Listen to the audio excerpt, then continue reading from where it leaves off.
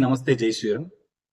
చాలా మంది ఇంతకు ముందు చెప్పినట్టుగా రావణాసురుడు మంచివాడను, లేదంటే రావణాసురుడు అభినవ రావణుడు అని చెప్పు చాలా మంది అంటున్నారు. దాంట్లో ముఖ్యంగా అయితే క్రైస్తవులు కానివ్వండి, లేదంటే ఫేక్ అంబేద్కరిస్టులు, ఇలా చాలా మంది చెప్తూ ఉంటారు. నిజంగానే రావణాసురుడు అంత మంచివాడా?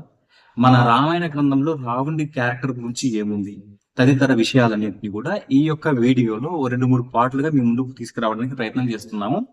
అదే విధంగా ఈ వీడియోస్ ని చాలా మంది చూస్తున్నారు కానీ సబ్స్క్రైబ్ ఎవరు చేసుకోవట్లేదు. అంటే దయచేసి ఇంత మంచి టాపిక్ పైన మీకు ఎక్కడ వీడియో ఇలాంటివి దొరకదు.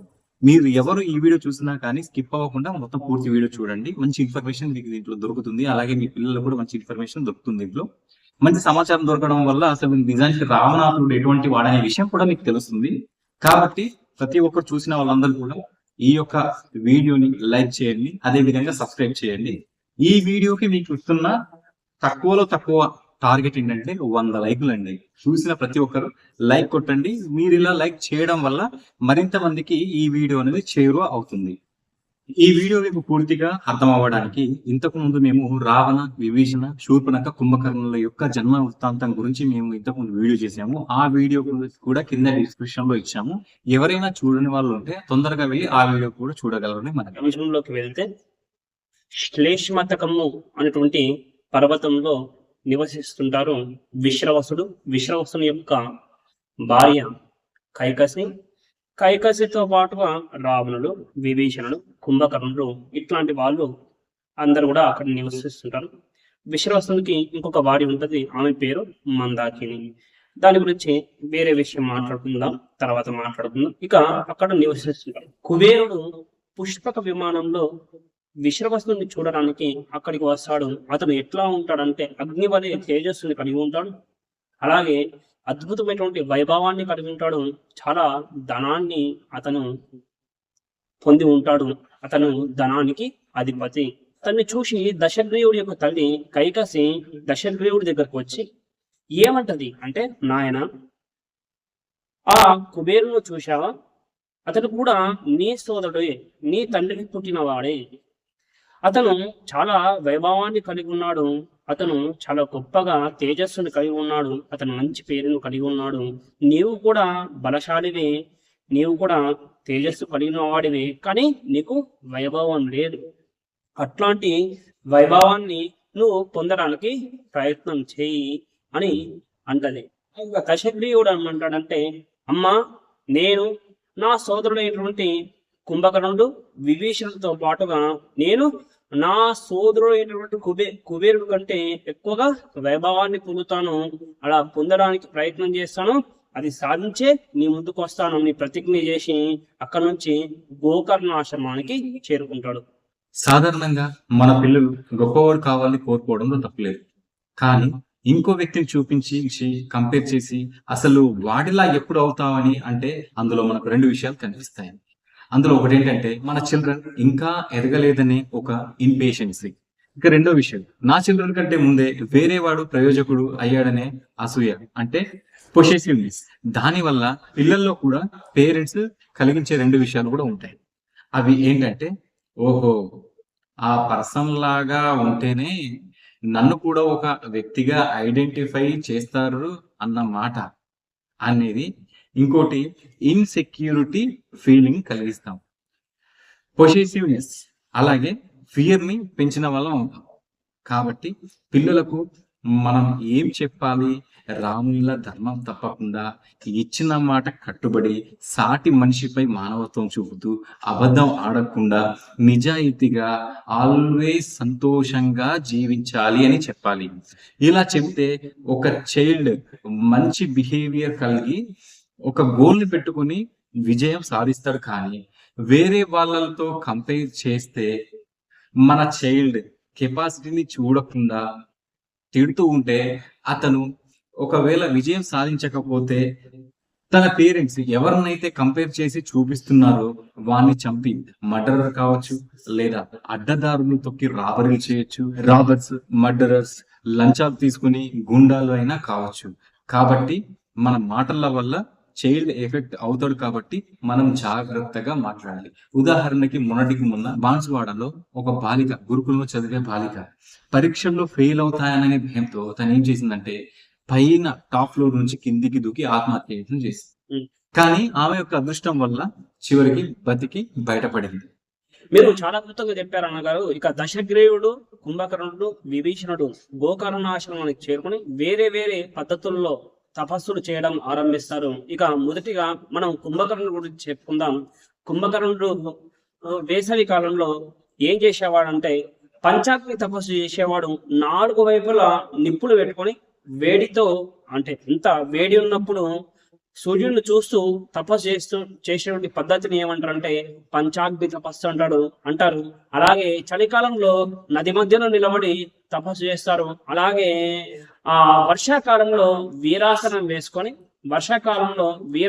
వేసుకొని అంటే వీరాసనం అంటే ఎడమ తొడపైన కుడికాలు పెట్టుకొని నిలబడి భుజాలు రెండుని కూడా పైకి లేపి 2 చేతులు జోడించి తపస్సు చేసేటువంటి పద్ధతిని వీరాసనం అంటారు.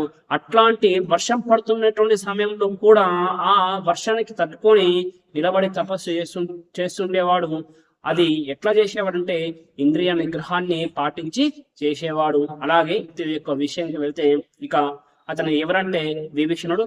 ఆ విభీషణుడు ఎట్లా తపస్సు చేసేవాడు అంటే 5000 సంవత్సరాల పాటు అన్ని ధర్మ పద్ధతులు ఆచరించుకుంటూ వేదమంత్రులు చదువుకుంటూ 5000 సంవత్సరాల పాటు 5000 సంవత్సరాల పాటు ఆ సూర్యుని చూసుకుంటూ అలాగే 2 చేతులు జోడించి ఒక కాలుపైన నిలబడి తపస్సు చేశాడు.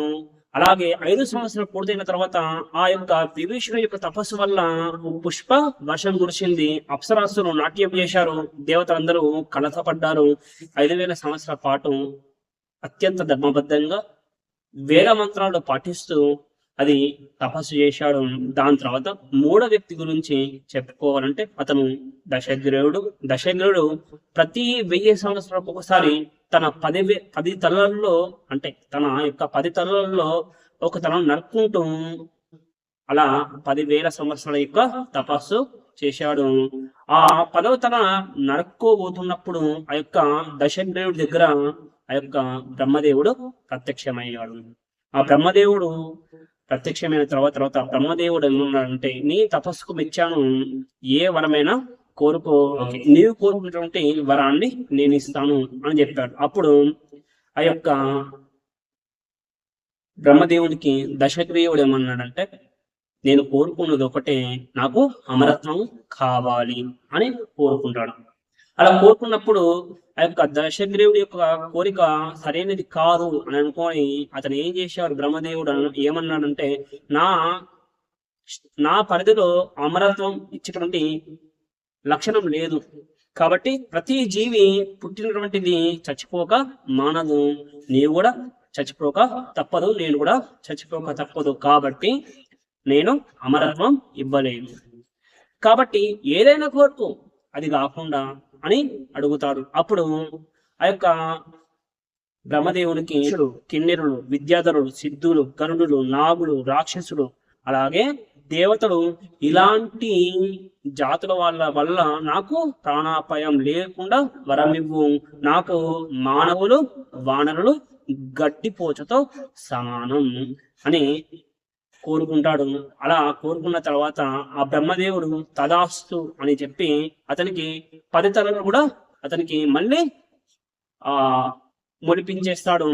తర్వాత అతనికి ఇంకొక వరం ఇస్తాడు, నీవు ఏ రూపమైన కోరుకుంటే, నీ మనసును తలుచుకుంటే ఆ రూపంలోకి మారడానికి నీకు వరం ఇస్తున్నాను అని చెప్పి అక్కడి నుంచి విభీషణుడి దగ్గరికి వెళ్తాడు. అతనికి నీ తపస్సును నేను ఇచ్చాను, నువ్వు ఏదైనా వరం కోరుకుంటే నేను ఇస్తాను అని అప్పుడు ఇస్తాను అని చెప్పి అని అంటే అతను ఏమంటాడంటే విభీషణుడు, నాకు ఎల్లప్పుడూ ఎన్ని కష్టాలు వచ్చినప్పుడు కూడా ధర్మ మార్గాన్ని నా బుద్ధి విడవకుండా చూసేలాగా వరమివ్వు అని, అలాగే నాకు బ్రహ్మాస్త్రం యొక్క ట్రైనింగ్ లేదు అంటే బ్రహ్మాస్త్రం యొక్క శిక్షణ నేను తీసుకోలేదు, అట్లాంటి బ్రహ్మాస్త్రం యొక్క మంత్రాన్ని నాకు వచ్చేలాగా చెయ్యి అని అడుగుతాడు ఆ యొక్క బ్రహ్మదేవునికి. అప్పుడు బ్రహ్మదేవుడు నువ్వు కోరుకున్నట్లే జరుగుతుంది, నీకు అమరత్వం ఇస్తున్నాను అని చెప్పి పక్కకు వెళ్ళిపోతాడు. అంటే ఎవరి దగ్గరికి వెళ్తాడంటే ఇక మిగిలింది ఎవరు?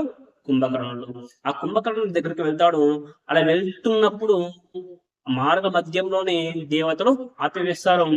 దేవతలు ఏమంటారంటే, కుంభకర్ణుడు అతికాయుడు, దీర్ఘదేవుడు, చాలా ప్రమాదకరమైనటువంటి వ్యక్తి, చాలా మంది ఋషులను తినేశాడు, అలాగే చాలా మందిని ఇబ్బంది పెట్టాడు, మానవుని కూడా తినేశాడు.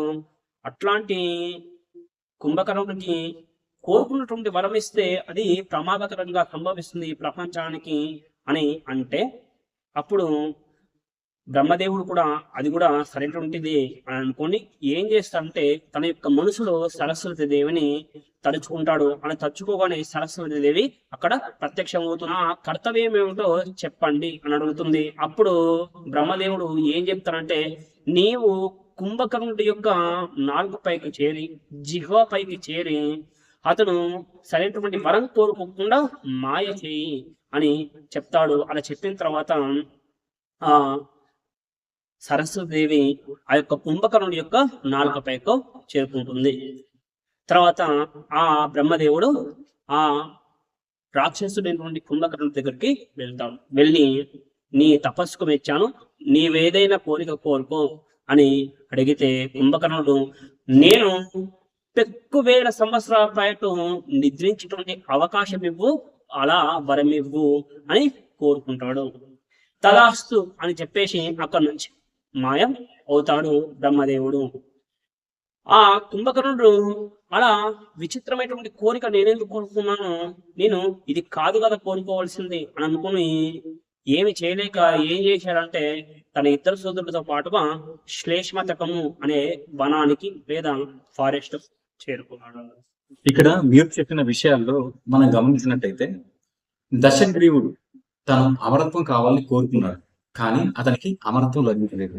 అదే విభీషణుడు అమరత్వాన్ని కోరుకోకున్నా అతనికి అమరత్వం లభించింది. ఎందుకనే విషయం నేను ఆలోచిస్తే, అప్పటికే దశగ్రీవుడు ఎన్నో లోకాలని బాధ పెడుతున్నాడు. అతను అధర్మాత్ముడు కాబట్టి అతనికి ఆ వరం లభించలేదు. కానీ విభీషణుడు ధర్మాత్ముడు, ధర్మంగా జీవించాలనుకున్నాడు కాబట్టే అతనికి అమరత్వం లభించింది. దశగ్రీవుడి లాగే అతని తమ్ముడైన కుంభకర్ణుడు కూడా వరం కోరుకున్నాడు, కానీ అతను కూడా అధర్మాత్ముడే కాబట్టి సరస్వతి మాత అతని నాలుక పైన చేరి అతనికి ఆ వరాన్ని అడగనివ్వకుండా చేసింది.